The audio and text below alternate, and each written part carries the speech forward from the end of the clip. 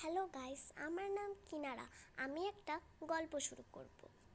গল্পটার নাম ভূত ঠাকুমা ও পোষা রোবট। পোষা রোবট সে আমার বন্ধু। সে হলো মেন ক্যারেক্টার। তার নাম ভোদাই। ভোদাই তার জন্মদিনে একটা রোবট পেয়েছিল। সে খুলে দেখে রোবট। সে অনেক খুশি হয়ে বলে, ইয়ে, আমার নতুন রোবট। ভোদাই বলে,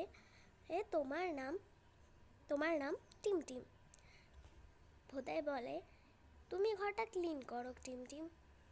টিমটিম ঘরটা ক্লিন করার বদলে আইসক্রিম ভরা বাটিটা নিয়ে যায়। আর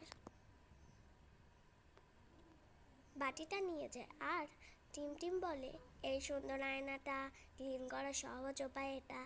তো সে তো জানতো না যে এটা আয়না না, সেটা টিভি। টিমটিম যখন আইসক্রিমটা মাখিয়ে দেয় তখন বোধহয় চিৎকার করে, টিমটিম তুমি কি করলে? টিমটিম বলে, আমি তো আয়নাটা ঠান্ডা অনুভব করালাম।